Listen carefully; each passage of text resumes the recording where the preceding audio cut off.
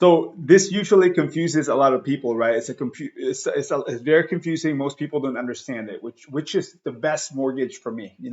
There's so many different options out there. You have the 15-year mortgage, you have the biweekly payments, you have the balloons, the 30-year mortgage, the ARMs, interest only loans. So choosing the right mortgage can be very confusing for most people, right? Because you don't know, there's a lot of things available out there. Most people, whenever we have conversations with them, they usually say, hey, I'm just going to pay my mortgage faster so that I'll pay the least amount of interest to the banks, right?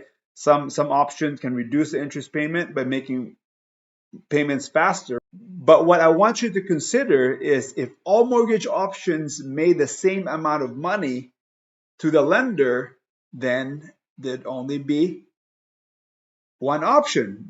I always say, like, hey, there's so many different mortgages out there. If all of those mortgages out there, all these different options that you see here, made the same amount of money for the banks, then there should only be one mortgage, right? But there's a lot of different kinds. So meaning, there's some of these mortgages are going to make more money to the banks, and some of these mortgages are going to be better for you. So that's kind of like what we want you to think about, because when it comes to your house, it's probably the largest personal investment that you're ever going to make. And it's the same thing with real estate investments, right? So how you decide to pay for that can create unnecessary wealth transfer.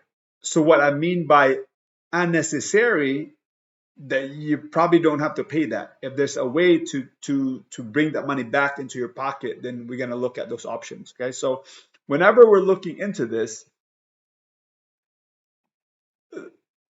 a lot of times everything that you think is true that we're going to talk about today might not be true, right? So I want you to keep an open mind, because you might believe that everything is right, but that's not always the case, because there's a lot of false information out there.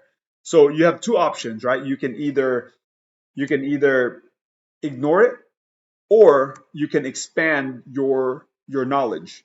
You can keep an open mind, expand your knowledge. So that's what I'm trying to say here. So when we go through this presentation, there's going to be a lot of knowledge here that will challenge the way you think about mortgages. So we're going to expand your knowledge, so keep an open mind.